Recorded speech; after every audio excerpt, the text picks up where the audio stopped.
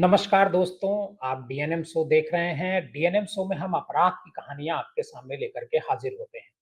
लेकिन हम आज आपको ये बताने जा रहे हैं कि देश में जो कानूनी बदलाव किया गया है, मतलब आईपीसी, सीआरपीसी की जगह जो नया कानून लाया गया है, भारतीय न्याय संहिता, बीएनएस, उससे एक आम आदमी को कितनी ताकत मिलती है या फिर वो कानून आपकी बजाय पुलिस को ज्यादा ताकतवर बनाता है। हम इस कानून की एक-एक बारीकियां आपको बताएंगे कि किस तरीके से बीएनएस आम आदमी की बजाय पुलिस को ज्यादा ताकतवर बनाता है। इस नए कानून की वजह से अगर कभी आपको पुलिस थाने या पुलिस से कोई पाला पड़ जाता है, तो आपको बड़ी मुश्किल का सामना करना पड़ सकता है, ऐसा ये कानून बताता है। हमारा जो पुराना कानून था आईपीसी, वो 1860 में लागू हुआ था। 18 मतलब अंग्रेजों के ज़माने का कानून था। और अब जो बीएनएस है, भारतीय न्याय संहिता, इसका नाम 2023 जाना जाएगा, बीएनएस 2023। दरअसल 21 दिसंबर 2023 को भारत की संसद ने ये जो मौजूदा क्रिमिनल कानून है, उसमें बदलाव का एक कानून पारित किया था। और 25 दिसंबर को जो राष्ट्रपति हैं द्रौपदी मुर्मू, उन्होंने इसकी मंजूरी दी थी। अब इन कानूनों को 1 जुलाई 2024 से पूरे देश में लागू कर दिया गया। 1 जुलाई को जो पूरे देश भर के थाने हैं, उन थानों पर एक मीटिंग बुलाई गई थी। और उस मीटिंग में पब्लिक को, कुछ लोगों को बुलाया गया था, कुछ मानिंद लोगों को बुलाया गया था और बुला करके वहां इन कानूनों के बारे में जानकारी दी गई है। लेकिन अभी भी 98% लोगों को इस कानून की कोई जानकारी नहीं है कि आखिर ये जो नया कानून है, बीएनएस है, भारतीय न्याय संहिता है, इससे उनके जीवन में क्या बदलाव आने वाला है या फिर कोई और उनको कोई नुकसान होने वाला है, ऐसा उनको अभी पता नहीं है।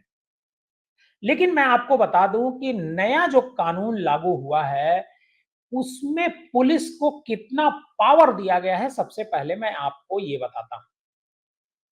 1 जुलाई 2024 से लागू 3 नए क्रिमिनल कानूनों के बाद जो सुप्रीम कोर्ट एक आदेश दे चुका है कि उसने, हालांकि उसकी एक खंडपीठ थी 5 जजों की, उसने दिया था कि अगर गंभीर अपराध की शिकायत कोई मिलती है, तो पुलिस को एफआईआर पहले दर्ज करनी होगी, मतलब तुरंत दर्ज करनी होगी। और अगर एफआईआर दर्ज करने में देरी होती है, तो इसके लिए पुलिस अधिकारी को दंडित किया जाएगा। ये पहले कानून था, लेकिन जब से ये नया कानून आया है 1 जुलाई 2024 से, इसके बाद पुलिस, अगर आप उसके पास से एफआईआर लेकर के जाते हैं, कोई अर्जी लेकर के जाते हैं कि आप इसको एफआईआर करिए, तो पुलिस बाध्य नहीं है कि वो आपकी एफआईआर करे।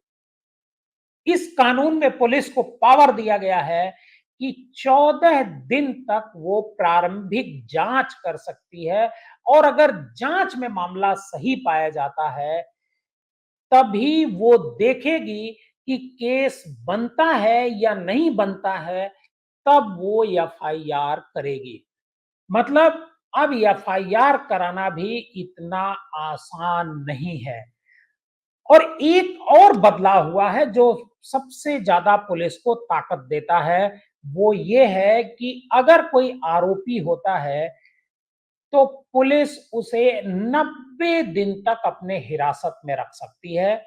पहले जो कानून था, वो कानून ये था कि 15 दिन तक जो है, वो अपने को, मतलब अगर किसी व्यक्ति को हिरासत में लेती है, तो 15 दिन तक अपने पास रख सकती थी।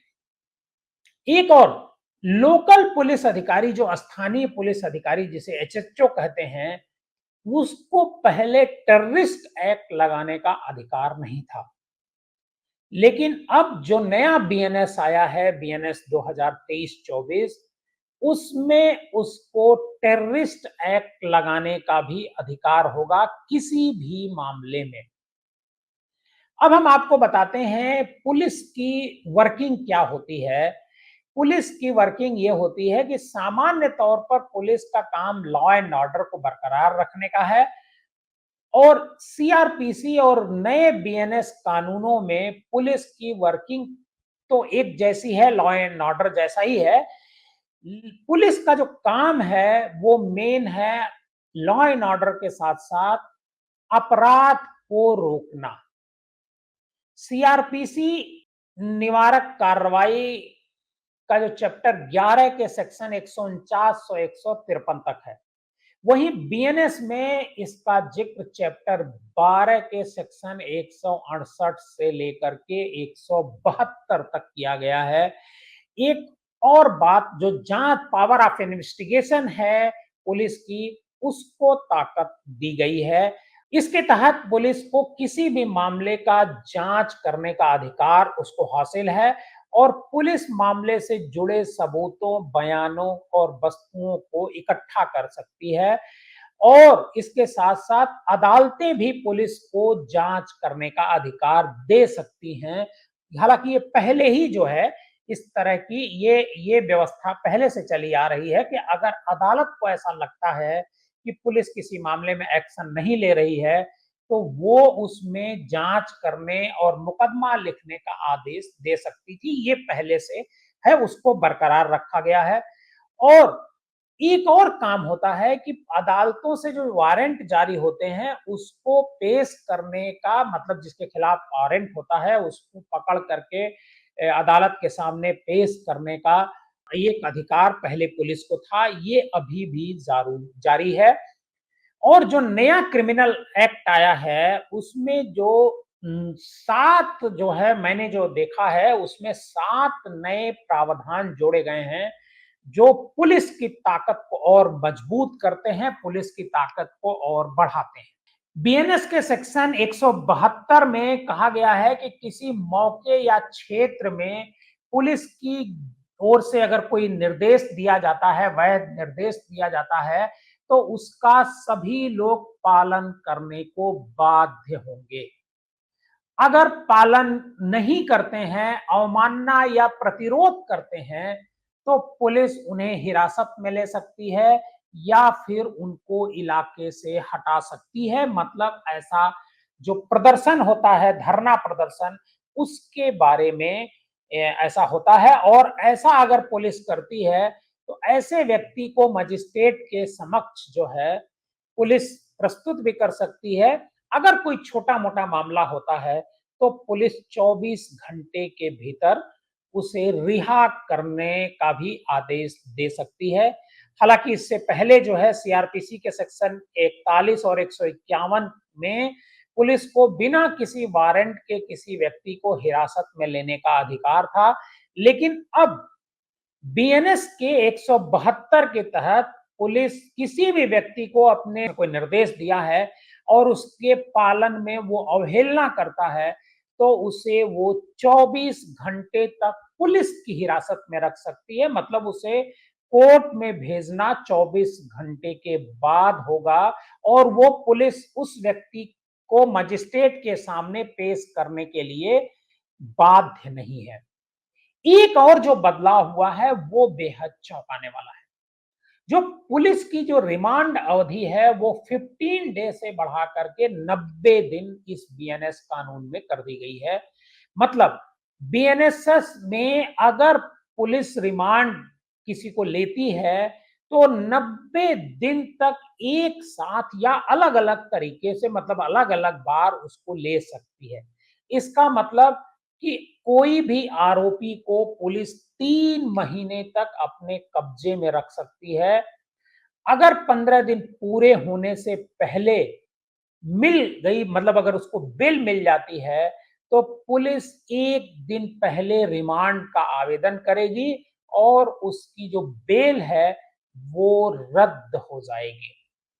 हालाँकि जो सीआरपीसी थी, सीआरपीसी में 15 दिन तक रिमांड पर रखने का पुलिस को अधिकार था, लेकिन बीएनएसएस के 187(3) में पुलिस हिरासत यानी रिमांड के अलावा अन्य जो शब्द हैं उसको हटा दिया गया है और इसमें कहा गया है कि हर अपराध के लिए आरोपी को 3 महीने तक रिमांड में रखा जा सकता है, मतलब वो 90 दिनों तक वो जो है रिमांड पर रह सकता है, पुलिस रख सकती है उसको।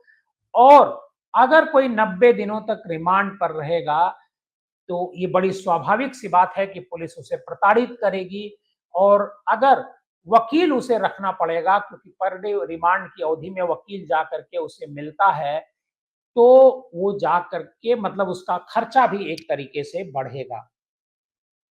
और पहले जो है गिरफ्तारी के दौरान हथकड़ी लगाने पर रोक लगी हुई थी।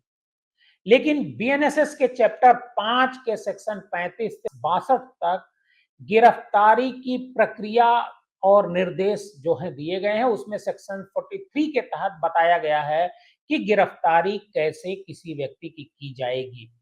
इस सेक्शन में एक नया प्रावधान किया गया है जो सीआरपीसी में पहले नहीं हुआ करता था।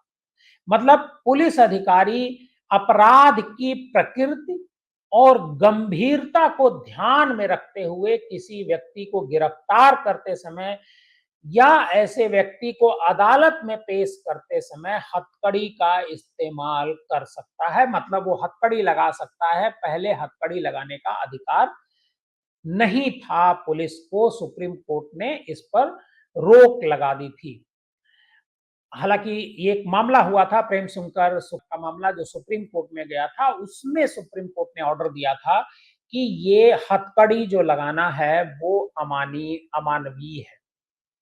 और जो सबसे बड़ा बदलाव हुआ है कि वो चैप्टर 13 के सेक्शन 173 में जो प्रोविजन दिया गया है कि पुलिस अधिकारी किसी भी संगीन मामले की शिकायत करने पर एफआईआर लिखने से पहले अपने सीनियर ऑफिसर से अनुमति लेकर 14 दिन की प्रारंभिक जांच जो है वो कर सकता है, उसको करनी होगी।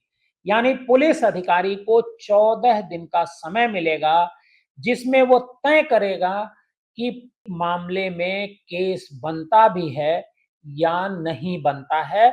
हालांकि पहले ऐसा नहीं था, पहले था कि अगर एफआईआर है तो बिना किसी जांच के पहले एफआईआर करने का आदेश था और एफआईआर के बाद अगर लगता है कि ये केस गलत हुआ है तो पुलिस उस मामले को एक्सपंज कर सकती थी, मतलब उसमें फाइनल रिपोर्ट लगा सकती थी। लेकिन अब बिना जांच किए कोई एफआईआर पुलिस नहीं कर सकती है, लेकिन उसे 14 दिन का मामला है, मतलब एक पिक एंड चूज का केस जो है पुलिस को थोड़ा पावर ज्यादा दिया गया है। और एक सबसे बड़ा पावर जो दिया गया है वो है आतंकवाद और देशद्रोह के प्रावधान भी बीएनएस में शामिल किए गए हैं और इसमें कहा गया है कि भारत की एकता, अखंडता, संप्रभुता, सुरक्षा या आर्थिक सुरक्षा को खतरे में डालने वाले कृत्य अगर कोई व्यक्ति करता है तो उस पर आतंकवाद की ये जो धारा है वो लग सकती है। हालांकि यूएपीए और टेररिस्ट एक्ट में केस दर्ज करने या न करने का जो निर्णय है वो पुलिस माने एसपी स्तर का जो अधिकारी होता है उसके विवेक पर छोड़ा गया है। वो ऐसा लगा भी सकता है और नहीं भी लगा सकता है। जब ये बिल संसद में पेश किया गया था दिसंबर 2023 में, उस समय गृह मंत्री अमित शाह ने ये कहा था कि सरकार ने औपनिवेश काल के राजद्रोह आईपीसी की धारा 124 ए को हटाने का फैसला किया गया है, लेकिन यही प्रावधान नए कलेवर के तहत नए रंग रूप में बीएनएस में सेक्शन 52 के तौर पर फिर से पेश किया गया है। इसके तहत जो भी व्यक्ति किसी भी तरीके से भारत की संप्रभुता या अखंडता या एकता को खतरे में डालता है तो उस पर उसे उम्र कैद या 7 साल की जेल या जुर्माना या फिर दोनों देना हो सकता है। एक और है, जो क्राइम के ज़रिए अगर कोई कमाई किसी की हुई है, तो उस कमाई को, प्रॉपर्टी को पुलिस कुर्क कर सकती है।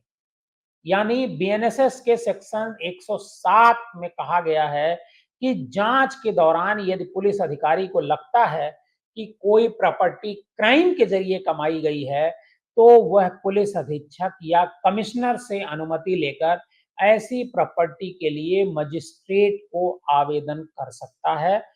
इस पर मजिस्ट्रेट 14 दिन का कारण बताओ नोटिस जारी कर सकते हैं और ऐसे व्यक्ति द्वारा नोटिस का जवाब नहीं दिए जाने या अदालत में पेश न होने पर प्रॉपर्टी की कुर्की का भी आदेश जारी किया जा सकता है। मतलब पुलिस को लगता है कि कोई प्रॉपर्टी क्राइम के जरिए बनाई गई है, तो वो कुर्क कर सकती है। ऐसा सीआरपीसी में प्रावधान नहीं था।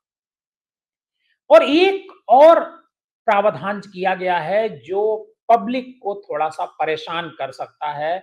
इसमें ये किया गया है कि भारतीय नागरिक सुरक्षा संहिता और भारतीय साक्ष्य अधिनियम के तहत इसमें जो बनाया गया है, जांच के दौरान पुलिस किसी भी आरोपी को उसके डिजिटल डिवाइस दिखाने और उन्हें सौंपने के लिए बाध्य कर सकती है। मतलब जो आप मोबाइल यूज़ करते हैं, लैपटॉप यूज़ करते हैं, कंप्यूटर यूज़ करते हैं, ये सब जो है वो सबूत के तौर पर परिभाषित इसको किया गया है और उसे वो जब्त कर सकती है। बीएनएसएस के सेक्शन 94 के मुताबिक किसी भी मामले की जांच, पूछताछ या ट्रायल के दौरान अदालत या थाना प्रभारी किसी व्यक्ति से documents, communication device, electronic device या डिजिटल डिवाइस पेश करने के लिए समन या आदेश जारी कर सकता है। हालाँकि ये जो साक्ष्य अधिनियम 2023 है, इसमें डिजिटल डिवाइस को काफ़ी विस्तार से परिभाषित किया गया है और इसकी जब्ती और पेश करने को लेकर के प्रावधान इसमें किए गए हैं। मतलब जो बीएनएस आया है, हमने उसके जो उसमें जो नई चीज़ें शामिल की गई हैं, जो आम लोगों को परेशान कर सकती हैं, उसके बारे में हमने आपको ये डिटेल में बताया। हो सकता है इसके बारे में आपके जो पुलिस के लोग हैं, जो थाने में जो डुगडुगी पीट करके गाँव वालों को बुलाया गया था 1 तारीख को, उसमें ये ना बताया गया हो। डीएनएम शो में आपको हमारी ये जो स्टोरी है, आज क्राइम की स्टोरी नहीं है, बल्कि क्राइम जब होता है, उस पर किस तरह का एक्शन होना चाहिए, उसको लेकर के हमने ये स्टोरी बनाई है। अगर आपको हमारी ये कहानी अच्छी लगी हो, तो हमारे इस चैनल को सब्सक्राइब कीजिए